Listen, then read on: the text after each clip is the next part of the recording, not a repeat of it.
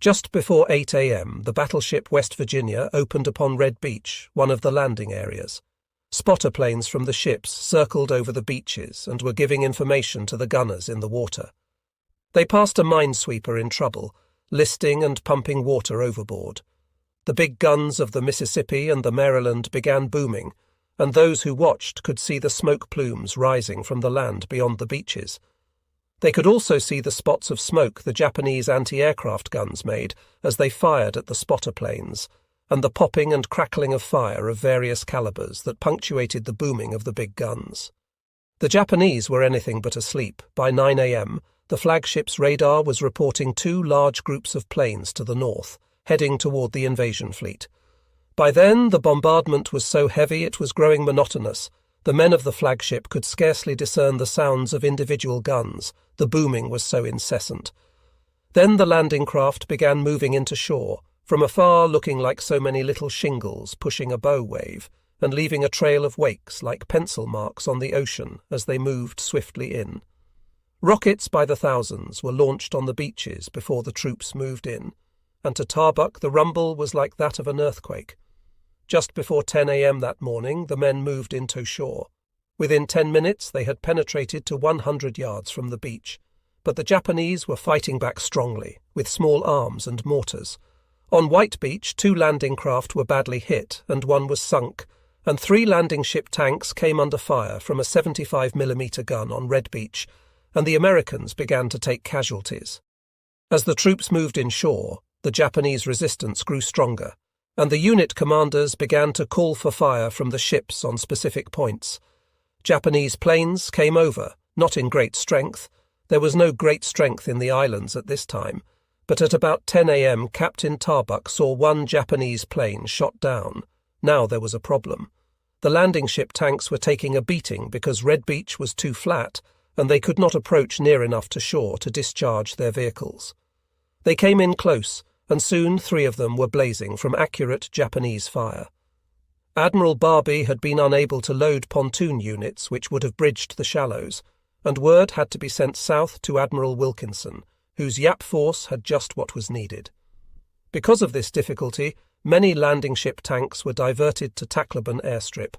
This area became a supply dump, just what Kincaid had worried about. In a few days the beaches would be filled with ammunition and food, piled high, and the army commanders would be camped a few yards from those beaches.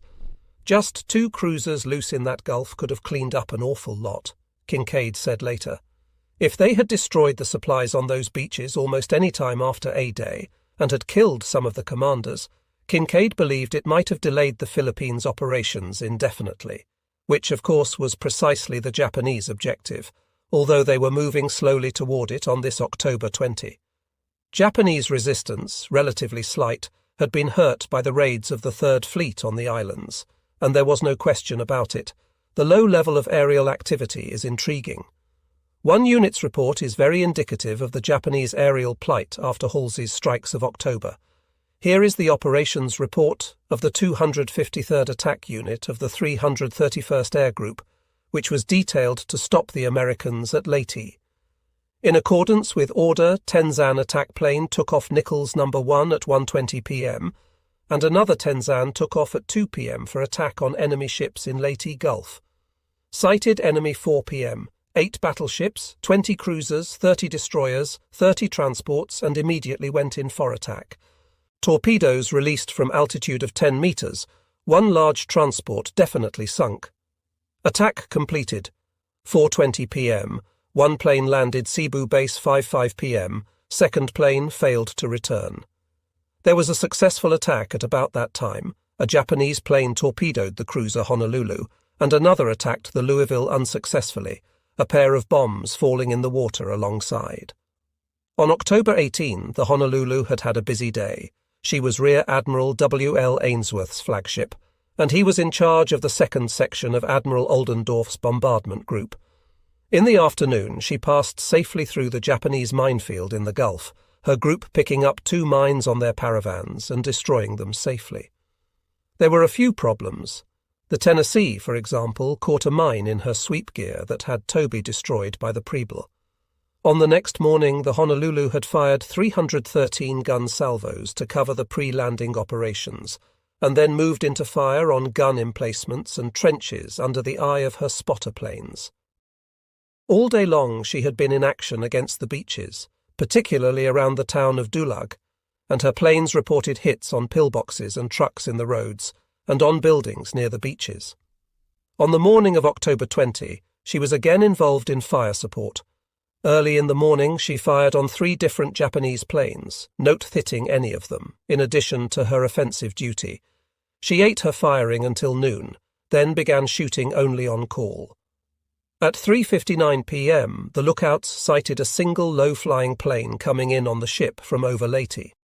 Captain H.R. Thurber saw the plane. "All engines back," he shouted. "Emergency." The engine room responded. The noise of the propellers began to change. The plane bore in. When it was 1,500 yards from the Honolulu, on about a 10-degree angle, it launched a torpedo. The port 20mm guns and the 40mm guns began to hammer, and some of the gunners thought they had hit the plane, but it disappeared low over Leyte Gulf into the clouds to the north. At 4:02 p.m. There was a thud and a crash. The torpedo had come home on the port side, well below the waterline. The ship was moving astern, and the transports to the east were firing on the Japanese plane. The captain and his crew swung into action with determination. Some men were trapped below, and the damage control parties and rescue parties ran to free them. The interior ship's communication system had been knocked out, and Captain Thurber had to send a messenger to the engine room to stop all engines. Otherwise, he would have been in among the transports, endangering all of them, for the transports were anchored and could not quickly get away. Up went the signal. As if anyone nearby needed to read it, within moments the Honolulu developed a sharp list to port, and soon it stood at 13 degrees. The 2 turbo generators tripped out, and all electrical power was lost, which in turn caused the cruising condensate pumps to stop and steam pressure to fall. But emergency pumps were quickly started, and 13 minutes after the torpedo hit, steam pressure was. Back up, and the engineering department reported ready to answer all bells again. Steering was moved aft, and the captain conned the Honolulu toward shallow water from the 18 fathoms in which they had been working. The Blue Goose, for that was her other name, was saved to fight another day. By 4:15 p.m. she was moving and pumping fuel oil to correct the list. At 4:25 p.m. the destroyer Richard P. Leary came alongside to take off the wounded. There were also 60 officers and men dead, killed when the torpedo destroyed the ship's plotting room, a marine berth compartment, and drove a hole 29 feet long and 25 feet wide into her hull just forward of the bridge. Had Captain Thurber not backed when he did, the torpedo would have been in the magazine or in the engine room, and then it might have been all up with the Blue Goose. As it was, one radio man, Leon Garcian, was trapped for 16 hours in the radio compartment before rescuers could make their way to him with torches, cutting through 4 inches of armor plate. Admiral Wilkinson's landings in the south of Leyte were no more eventful than those of Admiral Barbie. The destroyer Benion was straddled by accurate Japanese gunfire, and several men aboard were wounded by shrapnel from a near miss, but that was the one casualty among the ships. Some damage was done during the night in a suspected air raid, when ships in the Gulf began firing indiscriminately just before dark and hit the Honolulu again, killing 5 more men and wounding 11. They also hit the landing ship Doc Lindenwold, killing 1 man and wounding 6 others. The quiet, in part, was because of the excellent air cover provided by Admiral Sprague's escort carriers. The planes had been up since 5:45 a.m., a combat air patrol over the beaches of 36 planes, another 24 planes in direct support, and more planes protecting the carriers themselves. It was not until 8 a.m., however, that the airstrikes against the nearby fields caught their first enemy plane in the air, a fighter, and blasted him to the ground. Half an hour later, 3 Japanese planes had attacked the carriers during launching operations, and they straddled the Santee with bombs but did no damage. One skip-bombed the Sangamon, missed, and was shot down by anti-aircraft fire from no fewer than 4 vessels. The other 2 Japanese were shot down by the combat air patrol. Sangamon was slightly damaged by the one bomb, a 250-pounder, that glanced off her port side. For a few moments she lost steering control. Apparently the bomb had not exploded fully, and to that fact was attributed the minor nature of the damage. The Japanese pilots were not doing badly. Their luck, however, was certainly not good, and there were not many of them. By the end of the day, the escorts had accounted for only 5 planes. From the Japanese point of view, this day marked a very definite change in aerial operations. The kamikazes were coming, and the kamikaze concept was certainly not new in the fall of 1944. As already noted, certain Japanese officers had suggested the use of suicide planes as early as the summer, when the Battle of the Philippine Sea was going badly for Japan. The idea of self-sacrifice in the national interest, of mission with no return, was an ancient Japanese concept, dating back to the beginnings of the samurai. Kamikaze referred to the divine wind, a typhoon-like blow that in the year 1570 destroyed a Mongol emperor's fleet as it approached Japanese waters with the very definite intent of conquering the islands. Undoubtedly, some Japanese planes had dived into American ships in the past, when their pilots saw no hope of destroying the target otherwise, but the kamikaze was a different matter entirely. Always before this time, the pilots had gone off with the intent at least to return. What was to happen now was to organize a corps of men who would use their planes as weapons and dive directly into the American ships. The originator of the program was Vice Admiral Takajiro Nishi, who came to the Philippines on October 17 to take over command of the 1st Air Fleet from Admiral Kincaid Teraoka. For 2 days, Admiral Onishi moved around the area, and he discovered the naked and frightening truth. At the time of the American invasion of the Philippines, the Japanese air forces had fewer than 100 planes to put into the air. He was digesting this information on October 18 when the Show 1 operation was activated in Tokyo, which meant he was supposed to mount every bit of strength he had against the enemy, thus crushing the enemy's invasion plan, as Admiral Teraoka put it. Onishi and Teraoka were completely aware of the general Japanese naval striking plan. That is, as of October 18, they knew as much about it as anyone else did. They agreed that the Navy would be counting on their land-based air power for cover.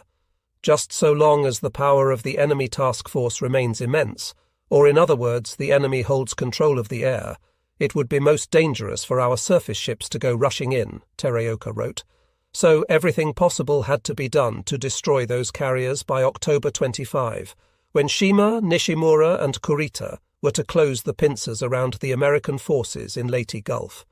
It was apparent that ordinary methods would not suffice, with little time and few planes. Here, from the Teraoka diary, is the justification for the kamikazes. Conventional methods of warfare are no longer adequate. Since death is the inevitable fate of the young eagles, Japanese pilots, they should be allowed to die in the most worthwhile way. We must steel our hearts in order to win the war. It is necessary that the names of those who volunteer for this death mission be reported beforehand to the Imperial General Headquarters, in order that they may prepare themselves with dignity and maintain a cool head. Teraoka and Onishi discussed the idea of appealing directly to the patriotism of the young flyers, but decided this would be so distinctly unmilitary an approach that it might have a bad effect. No, it would be better to work through their immediate superiors in view of the consequences. If the fighter pilots can first be organized, other units will automatically follow suit. If the air forces carry this out, they will in turn inspire the surface forces. If the entire Navy is inspired with this spirit, the Army too will no doubt follow in line. Thus, perhaps one might say cynically, the leaders entrusted with the defence of the Philippines assayed their countrymen and decided on the best method by which they could secure the utmost resistance from them. It was finally concluded that in order to save the country, there was no other method than the crash-dive tactic.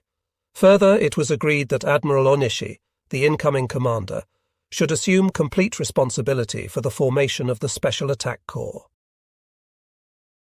On October 19, Admiral Onishi called his staff of the 1st Air Fleet together at Manila, along with officers of the 761st Air Group at Clark Field and of the 201st Air Group at Mabalacat. The admirals waited, but only the men from headquarters and the 761st Group appeared. They arrived after noon and began talking. Admiral Onishi laid out the plan without delay, but he worried about the men from Mabalacat. He had decided to go to Clark Field for the night when the officers from the 201st appeared, at 5 p.m. They missed him, headed back by. At Plain, and in a forced landing, Commander Yamamoto broke his leg. Such accidents these days were not as uncommon as they should be. The shortage of parts and the constant bombing by the Americans made plane maintenance a very iffy thing for the Japanese. Onishi made his way to Mabalacat and spoke to the senior staff members. "In my opinion," he said, "there is only one way of assuring that our meagre strength will be effective in a maximum degree.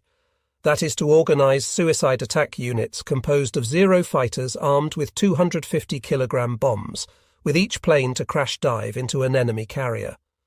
He assembled the young men of the unit and spoke in a different vein. "Ministers and admirals can no longer save our country," he said. "Her salvation can only be accomplished by the sinking of the American carriers by you young men." Commander Asaichi Tamai, the executive officer, spoke for the young men. "We will exert ourselves to the utmost. It is our request that you entrust the entire responsibility to the group itself." Then the officers of the 201st began recruiting for the death missions. It was not hard, nearly every flyer wanted to go, so when organized, the force consisted of 24 men divided into 4 units, known as the Shimpu Attack Corps, or the Shimpu Special Attack Corps, a name they took from a Japanese poem, Shikishima no Yamatogokoro wo Hitoto wabasa hininiyu Yamazakura bana, which means, if one were to ask what is the Yamato spirit of Japan, the reply would be, it is like the fragrant wild cherry bloom in the morning sun. These young men represented the Yamato spirit, the highest form of Japanese patriotism, and they regarded themselves as brilliant blossoms of cherished flowers that would bud and dazzle the eye for a moment, then fall withered to the ground. And Admiral Onishi wisely let the young men find their own way to justify what he was asking them to do. At 10 a.m. on October 20, he summoned all those who had volunteered and made another little speech, indicating his adherence to the one big battle tradition. The fate of our nation rests on this one battle. The divine wind of victory in this great decisive battle of the Pacific can only be evoked by your becoming human missiles. For the glory of the imperial throne, for the sake of your country, this commander is requesting that you offer your lives to him. I believe that your one regret is that you will be unable to know the result of your sacrificial mission against the enemy fleet. But this will be done by having the wingmen of the close cover unit verify their salt without fail and report it to me. Then I will without fail report it to your departed spirit and to the throne. Therefore, I ask that you resolutely carry out your mission without any regrets. That was the end of the speeches. Vice Admiral Onishi shook each young man by the hand, and having established a tradition, he went back to his headquarters in Manila to await results. As Admiral Tereoka left the scene, Admiral Onishi expressed himself as completely satisfied. It would be successful, he said, thus the Kamikaze Corps was born, 24 men, waiting to give their lives to crash a carrier and delay the Americans, so that their brethren in the homeland might gain time and strength to resist. Miracles were needed, and these brave young men were willing to supply them if they could. At 9 a.m. on October 21, the pilots of the planes at Mabalacat took off, on hearing a report of an American force east of Leyte Island, but the weather was bad, and when they got to the scene they saw nothing but miles of empty sea, so they turned back and returned safely.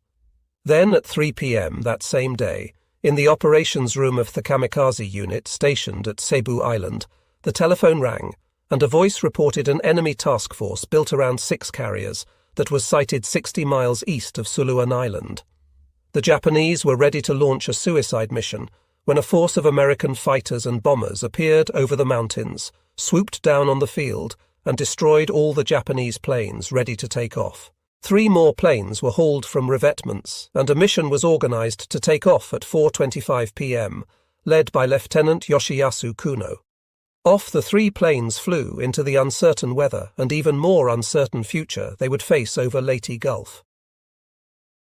On October 21, Admiral Halsey's Third Fleet was keeping a sharp eye out for the Japanese, for there had been sightings of major Japanese ships on the previous day, and Halsey was itching for a chance to knock off the Japanese fleet if it ventured into Philippine waters. Admiral Bogan's planes and Admiral Sherman's planes swept southern Luzon and the Visayas that day and attacked Coron Bay. They moved out to the north and northwest, searching, but did not find anything. The pickings were slim indeed. Meanwhile, Admiral McCain's group and Admiral Davison's group fueled that day, making sure that half the fighting force of carriers was topped off and ready for anything. The jeep or escort carriers were busy all day, guarding, sweeping and fueling. They began at 5:30 a.m. with a launch of combat air patrol planes. With fueling coming half an hour later, they were careful. The fueling of the Suwannee was interrupted by a raid alarm at 6:35 a.m., but 45 minutes later nothing had happened and fueling was resumed. 11:16 a.m. came word that a friendly had been shot down by trigger-happy gunners in the fleet.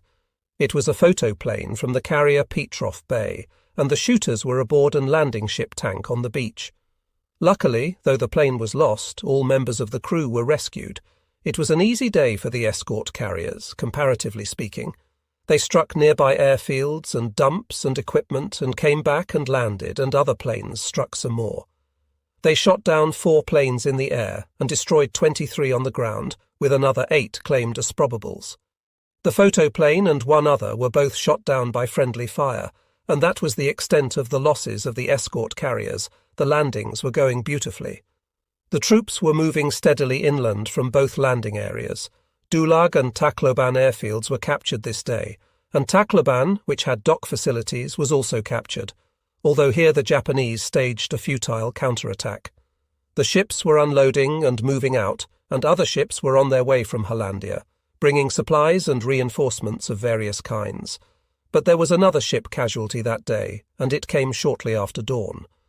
At 5:30 a.m., just as the escort carriers were launching their air patrols, 3 Japanese planes appeared out of the murk and headed for the northern attack force of Admiral Barbie. They came in close and strafed HMAS Australia.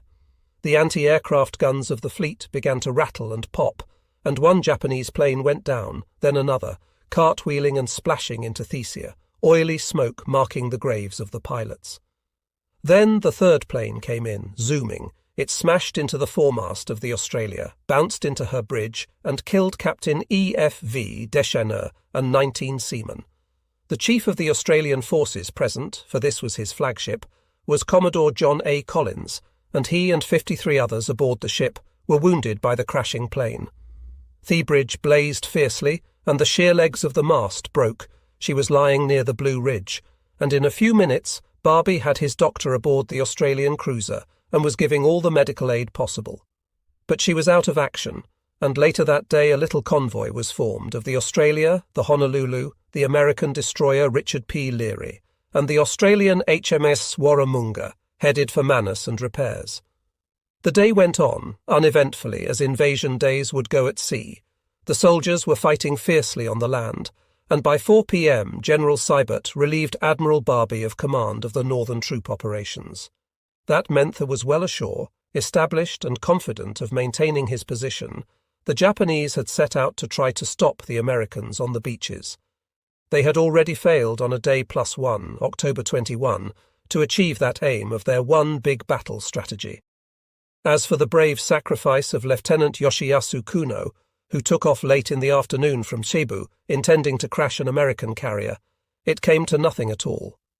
There were air raids at 4:35 p.m. and again around 7 p.m. in the twilight, which may have been the Kamikaze attackers.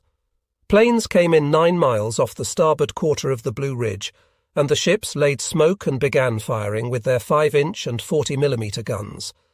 Landing craft infantries went upwind to make more smoke. The Japanese came in again on the port side as darkness fell, and the red tracers made a fireworks display in the sky. But Lieutenant Kuno was never seen again. October 22nd was a relatively quiet day. The escort carriers were alert to their responsibility, and it did not seem too much for them. They flew their missions, but all day long they shot down only 1 Japanese plane in the air and 9 on the ground. There was one odd report of a plane that seemed to be a TBM, an American patrol bomber that was attacking ships in Leyte Gulf. This was written off as a captured plane being used by the enemy. In the morning there was an enemy air raid on the beaches, and the intelligence officers felt indications of strengthening Japanese resistance. But it had not yet showed itself on the sea or in the air. Rather, it was in the determination of the Japanese fighters ashore. That day, at Lahu, Japanese aircraft gunners shot down 4 American planes, and 5 others were shot up, but managed to make it back to their ships. Ashore, everything was going well. Reinforcements moved in, and all the army forces were making progress in moving toward their objectives. General MacArthur had made a token landing on October 20 on Red Beach, and then gone back to the Louisville to wait until matters were secure enough for his headquarters to be established ashore. It seemed to be just a matter of days. General Walter Kruger, his land commander, was remaining aboard Admiral Kincaid's flagship because the communications were so good there, but he too expected to be ashore in a matter of hours. Admiral McCain and Admiral Davison and their carrier groups of the Third Fleet were heading for Ulithi Atoll to reprovision and rearm. They had been fighting for almost 2 weeks. In fact, the whole of Task Force 38 was tired, and the pilots particularly were nearly exhausted, and the carriers needed replenishment.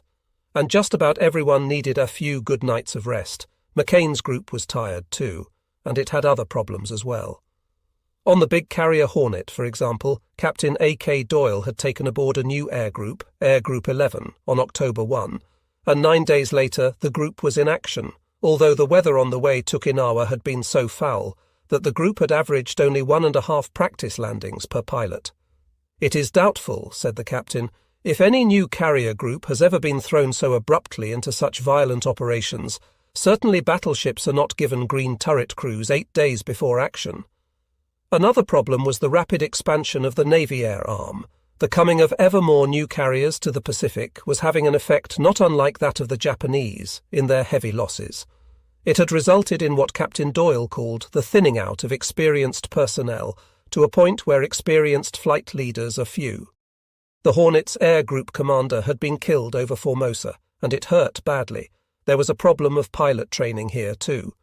One day a green pilot came in and was waved off, and he had not put down his landing hook, and he came around again and still did not put down his landing hook. The desperate landing officer finally ran up the deck with a spare landing hook in hand and engaged it on a wire so that the youngster could see what he was supposed to do. Then, and only then, did he remember to drop his hook. While this provided entertainment for the crew, said Captain Doyle, it indicated poor indoctrination of pilots. The Hornet and the rest of the Third Fleet had had a row time.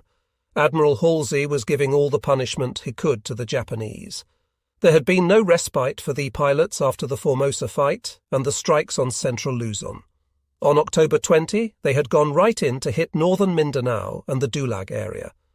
In their sweep they had found no opposition, and only 5 Japanese planes toss strafe, and in their bombing strikes they had seen so many friendly planes that they found it hard to get to the target and drop in the designated area.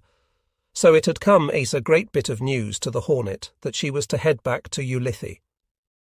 In Flag Plot of the New Jersey, where Admiral Halsey held forth, there was a certain uneasiness, a feeling that the Japanese ought to come out and fight, but nothing very definite. The reports of Japanese ships zigzagging around the inland sea made them worry, and they turned over various plans of action in their minds. In Leyte Gulf, General MacArthur was waiting with as much patience as he could muster for the troops to consolidate their positions so that he might move ashore permanently. General Kruger remained on Kincaid's flagship, and Kincaid himself was attending to the business of keeping things moving the way he wanted them to. 2 days earlier, south in Borneo, Admiral Kurita laid his final plans for the movement that was to destroy the Americans once and for all. Because of the shortage of aircraft, Kurita's intelligence was anything but good. On October 20, with hundreds of American ships in Leyte Gulf and outside, ranging the perimeter, the Japanese combined reports listed only 41 transports, 10 carriers, 6 destroyers, and 44 other ships in the whole area. The Japanese must have known there were far more ships, but they showed a remarkable capacity for courage, complete disregard of danger and self-deception. Vice Admiral Matomiyogaki was Kurita's commander of Battleship Division 1, which centered around the big modern battleships Yamato, Musashi, and Nagato, on which the Japanese placed so much hope in this operation. If, as Admiral Kincaid said with a shudder, a pair of cruisers infiltrating into Leyte Gulf could wreak havoc like a fox in a henhouse, then what might not battleships with 18-inch guns do? Admiral Ugaki had high hopes, and of all the Japanese commanders, few were closer to the conduct of the naval war than Admiral Ugaki had been. He was Admiral Yamamoto's chief of staff from the outbreak of the war until the day that Yamamoto was ambushed in the South Pacific. Now he held a command with as responsible a job as he could have wished. On October 20, in spite of what had happened at Formosa in the air battle, in spite of the confusion that Ugaki must have sensed in the Philippines and at home, he was determinedly optimistic. Here is his view of the war situation at that moment. In view of the present situation, 1st Air Fleet has organized the Kamikaze Special Attack Units with the 26 fighters, the entire present strength, with 13 Toby employed for crash attacks of the 201st Air Group. These planes, which have been divided into 4 units, will in the event the enemy carriers appear east of the Philippines, destroy the carriers, or at least make them unusable for the time being. These battle results, it is said, are anticipated before the surface ships penetrate. What exalted spirit, not even an enemy who is 1,000,000 strong or has 1,000 carriers need be feared. This is because all forces are equally of this spirit. Yesterday it is reported that a mass victory rally was held at Hibiya Park, Tokyo, for the purpose of strengthening the unity of the homeland. If the 100 million citizens should immediately firmly adopt this sacrificial spirit and apply it to production and defence, who would have fears about the future of our empire? At present, the United States is engrossed in the presidential election. Dewey supposedly has a slight edge. There is no need to fear an enemy whose war objective and operational direction are motivated by self-interest. Buoyed by such thoughts, Admiral Ugaki boarded the Atago, Admiral Kurita's flagship. For last-minute discussions, he was calm and confident. On the day before, heading for Brunei, the weather had been fine, even better. Just after announcement of the activation of the show plan, his seamen had captured a hawk which alighted on Themain Battery Control Station. It was a good omen, and it was announced over the public address system of the ship to raise the morale of all. The bird had been placed in a cage on the bridge and would be kept as a symbol of victory for the show operation, and then, on the evening before entering Brunei, the ship had been bathed in a sea of phosphorescence. Such brilliance augured well for victory. As Admiral Ugaki moved to that flagship in his barge, the destroyers and cruisers were around his battleship's fueling. This was the Japanese system, particularly now in the 3rd year of the war, when the shortage of tankers and trained crews was so great that refueling from tankers at sea was all but impossible. Thus the big ships kept their smaller companions fueled and took on resupply from the tankers in port. The tankers were due in on the 21st to refill the battleships. The friendly Zeros and seaplanes of the fleet and Thailand-based Air Force at Singapore flew overhead, the red rising sun on wings and nacelles giving a comforting feeling to those below. There had been 2 submarine scares during the day, but only one of them was apparently real. The admirals worried lest a force of big bombers from the Marianas might appear and smash them at anchorage. Admiral Kurita's conference lasted until 10 p.m., and then the ship commanders and force leaders moved back to their own vessels. Admiral Ugaki went back to the Yamato, his flagship, and had his dinner. Then he began his own staff preparations. That evening Admiral Ugaki called the commanders of his ships to the Yamato. They discussed the coming sailing and the operation, until he was sure that every commander knew exactly what he and Kurita had in mind. A staff officer of the Japanese 14th Area Army appeared before the group and gave a map briefing on the situation in the Tacloban area after the American landings. It was true that the Americans had come ashore against virtually no opposition, but the 16th Division was held back for just such a defence, said the staff officer, and it was planning counterattack as soon as the Kurita force could cause havoc among the ships on the beach and cut off the American resupply and line of retreat. During the night, the refueling continued. The oilers Makomaru and Yuhomaru came in from Singapore and were put to work. Then at 8 a.m. the Kurita force moved out. Admiral Kurita had many problems on his mind. He had very little concept of what kind of air defense he could expect from the land-based forces in the Philippines. He expected to meet a very strong surface force, no matter whether or not Admiral Ozawa was successful in luring the enemy north, and it was quite conceivable to Kurita that he could lose half his force of 32 ships in the coming engagement. There were 3 possible routes for Admiral Kurita Totake, and he considered all of them. The first was the southern route, from Borneo up near Morotai, but this would bring him under possible air attacks from land-based planes of the American Air Forces. The second route was to go north and cut around down into the Philippines, but he rejected this plan as too expensive in fuel, for in everything he did he had to consider the problems of fuel and fuel resupply. The tankers available to him were at Brunei and at Coron Bay, if they had not been sunk by this time. 2 tankers were coming from the Singapore base to the Sulu Sea. The third approach, the one Admiral Kurita chose, would take him through Palawan Passage. He knew the dangers, and they were great. The Americans were operating submarines in the region, and he was quite likely to come under attack before he ever reached the passage. But he chose this route as the greatest in opportunity and the least in danger as far as the overall picture went. He headed for that narrow body of water between Palawan Island and the region known as the Dangerous Ground, because of its reefs and shallows, which extends into the South China Sea. Kurita was not wrong in his estimate of the American coverage of the central area of approach. As of October 20, the American submarine forces of the 7th Fleet were every much on the alert for the possible coming of enemy ships. The Cod, which had expended all its torpedoes in recent days, still remained at sea instead of going back to base as would normally be expected, for she was to make reconnaissance north of Lingayen Gulf. The Bream and Gitaro covered the west and northwest approaches to Manila. The Angler and Bluegill covered the southwest approaches to Manila and Verde Island Passage. The Rock and Burgle patrolled on a line between Cape Varela and the northwest corner of the Dangerous Ground. The Data was covering the southern entrance to Palawan Passage, and the Dace was covering the western approaches to Balabac Straits. The Hammerhead was covering the southwest approaches to Brunei Bay, and the Gurnard was moving up to help her. The Lapon was east of Coron Bay, waiting for those tankers, and the Raton was southbound in the Sulu Sea, where she might catch the other tankers. The Paddle was assigned to Balikpapan on lifeguard duty to save American airmen who might be downed. The Batfish was headed for patrol in the eastern Sulu Sea. HMS Tantivy was patrolling the lower Makassar Strait.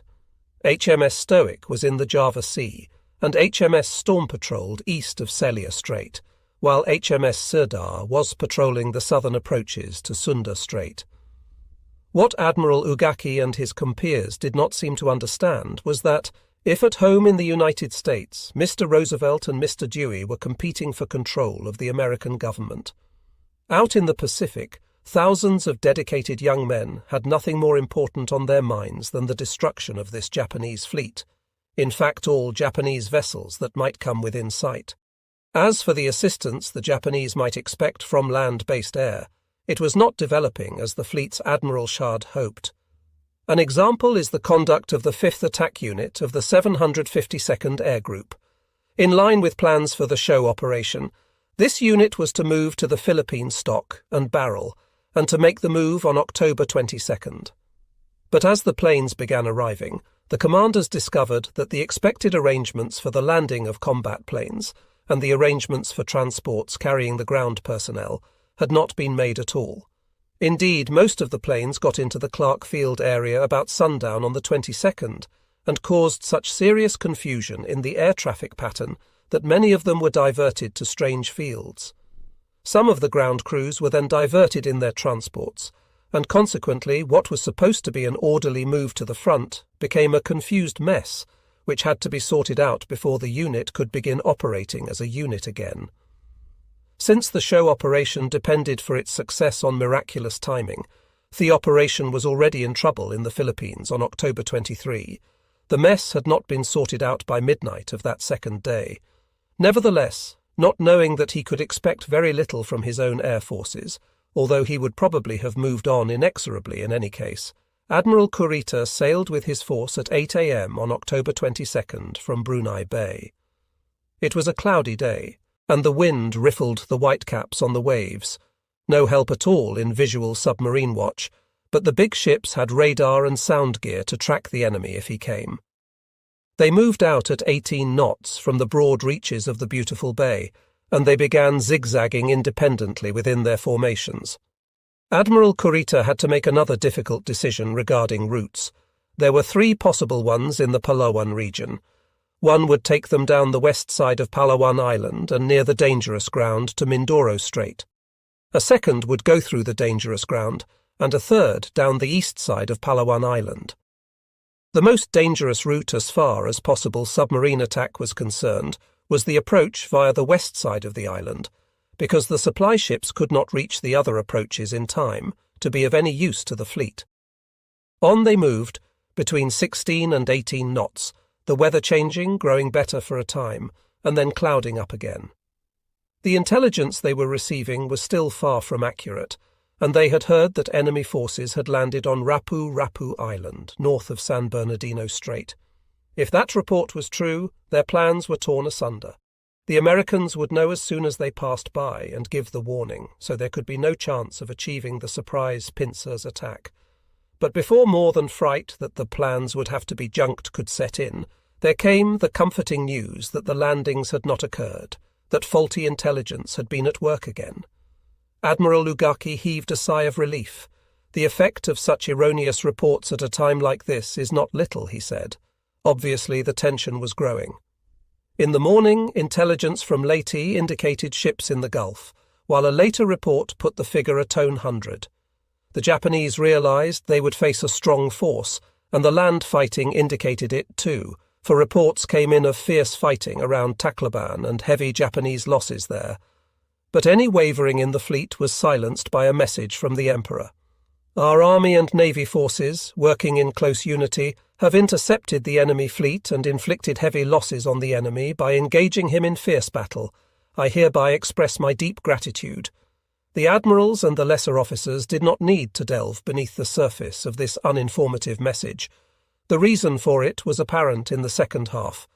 The situation is becoming increasingly urgent by the day. The Army and Navy forces will strengthen even further their unity and endeavour to fulfil my faith in them. There it was, the demand by the Emperor that they succeed on behalf of the people of the homeland. Brought up to worship their Emperor as a god, the men of the Navy needed no more than this message to tell them that they must come back with their shields or on them, that is, come back with their ships or not come back at all. Nothing further need be said. No more heroics than the final toasts aboard the flagship on the evening before departure were needed to remind the captains and the admirals that their responsibility to the Emperor transcended life itself. Poor Kurita. This day he was feeling the need for air cover, and he had been stripped of his float reconnaissance planes, which had been transferred to base at San Jose in the Philippines. As long as they were within cover distance by the air group from the south, everything was as satisfactory as could be expected. But a time would come when they would be naked unless the Japanese Air Force in the Philippines performed better than seemed Toby indicated at the moment. That afternoon, the light cruiser Noshiro and the cruisers Takao and Atago all reported sighting submarines, but in each case the sighting turned out to be a false alarm.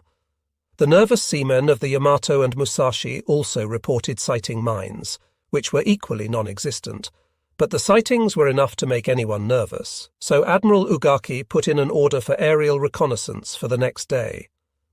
On the ships, gunners opened up from time to time on pieces of flotsam in the water, mistaking them for mines or submarine periscopes. Dedicated or not, the mighty fleet was nervous, and it remained that way. With the coming of darkness in the afternoon, the air cover from Borneo turned back, and the fleet slowed to 16 knots for the night, zigzagging. By midnight they were approaching Palawan Passage. There they were soon to come under the eyes of 2 American submarines, the Data and Dace, and the first engagement of the Great Sea Battle would be fought. The Data and Dace had been on patrol for more than 3 weeks. The Darter's patrol had begun on September 1 at Brisbane and had not amounted to very much.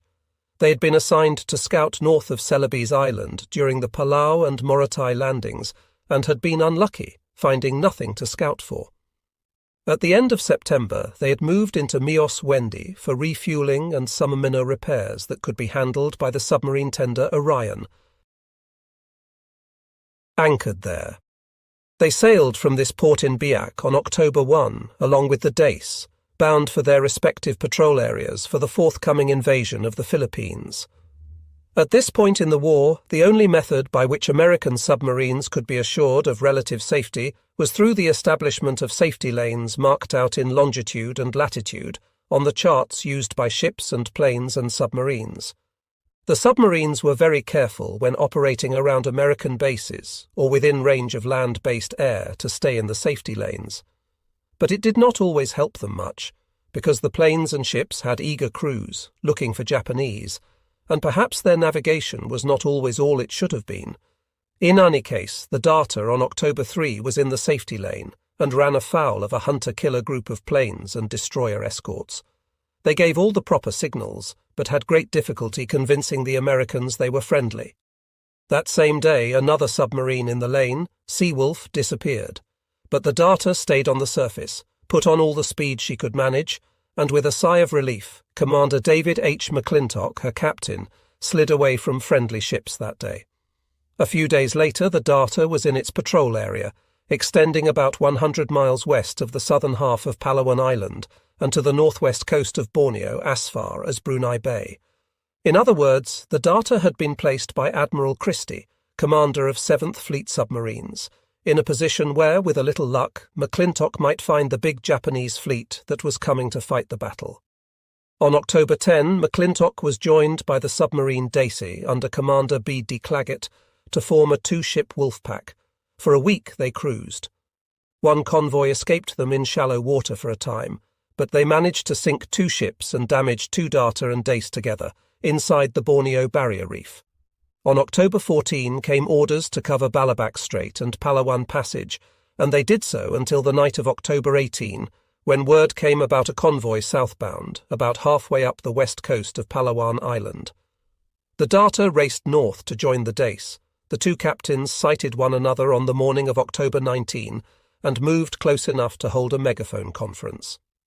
As they were talking, 2 Japanese destroyers suddenly began to bear down on them. The conference was adjourned, the submarines dived hastily, and each captain sent off 4 torpedoes toward the enemy. They were greeted with embarrassing silence.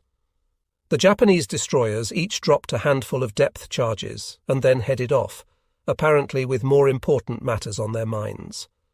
This action must have accounted for one of the many submarine sightings the Japanese reported in these days to Admiral Kurita, and also for his realization of what he risked by moving into Palawan Strait.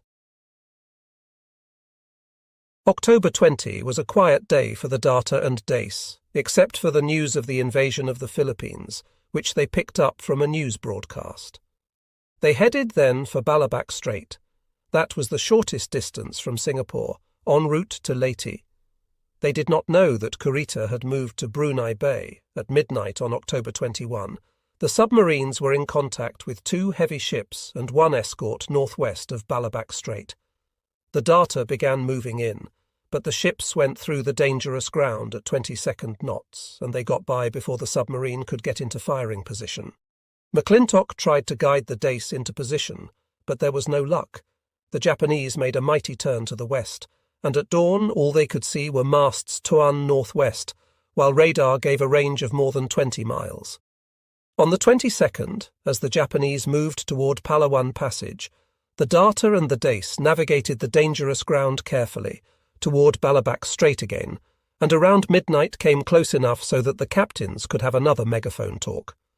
Commander Claggett said he was low on fuel, and he thought he had best leave Thearea and head back for replenishment.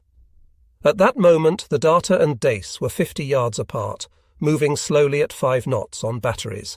2 reports were received indicating 2 separate convoys, and each submarine decided to take on one of the convoys.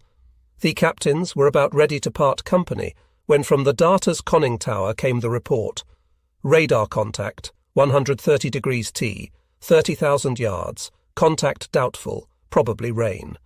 McClintock started, and one thought flashed through his mind: the Japanese fleet. Almost immediately, the radar operator stated that the contact was ships. The Dace was given the range and bearing by megaphone. The answer back: let's go get them. By 20 minutes after midnight, it was now October 23. Both the data and the dice were chasing the contact at full power. The ships were in Palawan Passage, headed north. We were on the left flank, and it quickly became apparent to Commander McClintock that they were chasing a task force, not just a convoy. He began sending contact reports, 3 of them, and estimated finally that the force included at least 11 heavy ships. Actually, the force included 15 heavy ships, if one drew the line between heavy cruisers and light cruisers, so it was a pretty good guess for midnight. McClintock hoped this was the main body of the Japanese fleet, and he decided it was imperative to identify the force before attacking. He would wait until dawn, whatever the Japanese were doing before. They were not zigzagging while negotiating the passage, McClintock noted. They were moving at about 15 knots, radars sweeping, but that was all. The data began to move ahead. From the left, the Japanese were disposed in 5 lines, moving up the passage. On the far left were Noshiro and 2 destroyers, 500 metres apart, then a space of 3,000 metres, and 3 more destroyers in line. Next to the right was a line of heavy ships led by the fleet flagship Atago. Then came the Takao and the Chokai, the battleship Nagato, and behind, by 3,000 yards, the cruisers Kurnano and Suzuya, and the battleship Haruna. In the centre were 3 more destroyers, and to the right of them the longest linear of ships, Admiral Ugaki's line, led by the Miyoko, followed by the Haguro, Maya, Yamato, Musashi. 3,000 metres behind these ships came the Tone, Chikuma, and the Kongo. On the outside were 3 destroyers, the light cruiser Yahagi, and 2 more destroyers. From his vantage point, Commander McClintock did not see the destroyer column on the left, but his eye was caught by the second column of capital ships. The last ship seemed to be a battleship, from the size of the pip on the radar screen. He assigned himself to this column of ships, and asked the Dace to move around and attack from the starboard side. The data moved into position. By 4:25 a.m. she was 10 miles ahead of the Japanese and off to their left. Waiting, McClintock slowed to match the speed of the target and waited for dawn. The Dace passed and crossed her bow and headed for a position on the right, waiting also for dawn when they would make periscope attacks. McClintock went below to check radio reports and found that most of the men off watch were clustered in the mess room. They were sceptical when he told them he thought they would soon make an attack on the Japanese fleet. They had been suffering a run of bad luck. "I didn't blame them," said McClintock. "I wasn't absolutely sure myself. I had a small fear that the ships might be high-speed transports and not the fleet, but he kept moving." At around 4:30 a.m., all hands were called for coffee before the expected attack. 20 minutes later, the order came for the men to go to battle stations, and 20 minutes after that, McClintock ordered the course reversed, heading down the throat of the column of big ships.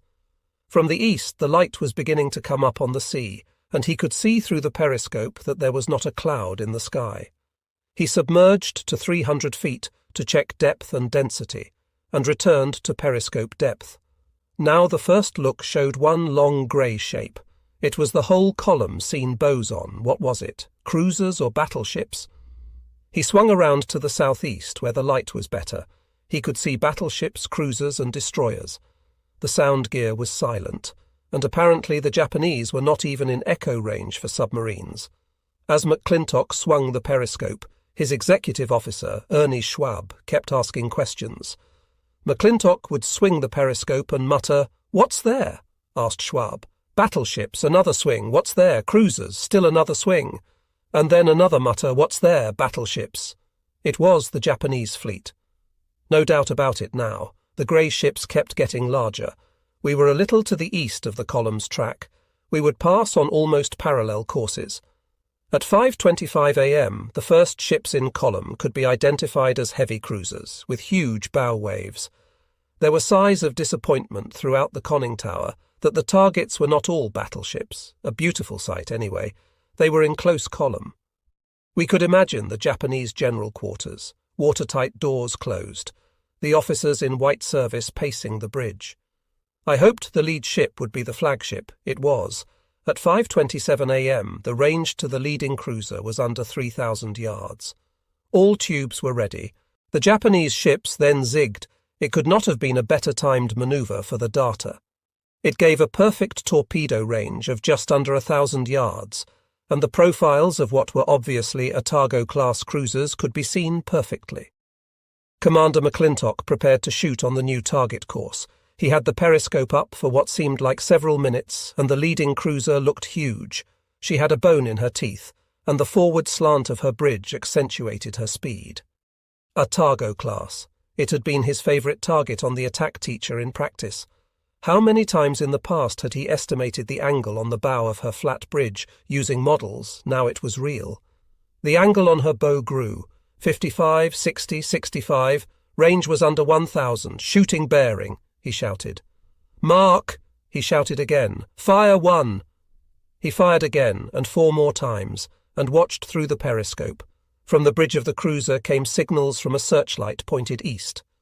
The cruiser was not even zigging, apparently sending some routine message to the fleet. The surprise was complete. Shift targets to second cruiser, said the captain, bearing mark. Give me a range, give me a range, give me a range, cried Dennis Wilkinson, the torpedo data computer operator. You can't shoot without a range. McClintock looked and gave him a range, 1,500 yards. They were in a line of bearing. Torpedo data computer ready. Bearing mark. Fire 7, he shouted. Off went the first stern torpedo, and just as it left the tubes, there was a heavy explosion. Depth charge, shouted Executive Officer Schwab. Depth charges. Hell, yelled McClintock. Torpedoes. Christ, we're hitting them, shouted Walter Price, who was punching the torpedo firing keys and jumping up and down after each explosion. The 10th torpedo swished on its way. They had fired 6 fish at the first cruiser and 4 at the second ship in the column. There had been 5 explosions on the first target, and now Commander McClintock swung the periscope around to take a look. I will never forget what I saw, he said later.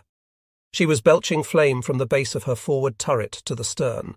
The dense black smoke of burning oil covered her from forward turret to stern. She was still ploughing ahead, but she was also going down by the bow. Number 1 turret was cutting the water. She was finished, according to Japanese sources. The fleet was on a highly modified zigzag course, involving relatively few turns for the night movement that accounted for the apparent lack of zigzagging. Commander McClintock expected the avenging angels of the fleet, the destroyers, to come charging after him now, and to cross and crisscross his position and course with depth charges. He headed deep. As the submarine started down, 4 more torpedo explosions could be heard. The depth charging was not effective. McClintock called it sketchy, but they stayed down for safety's sake. Meanwhile, on the other side of the 5 columns of ships, Commander Claggett was watching with pleasure. He saw the first cruiser and the explosions, and then the total envelopment of the ship in smoke so black he could not actually see the ship sink. He also saw the second cruiser smoking badly, and watched as the destroyers converged on the spot where the data had gone deep. By this time, Claggett was beginning his firing approach in the Dace. He had expected the formation to scatter into some defensive grouping when 2 of its leading members were hit, but to his surprise, nothing like that happened. On second thought, he remembered that they were in highly confined waters and guessed that the Japanese did not wish to risk the danger of going aground and would take their chances with the submarines instead.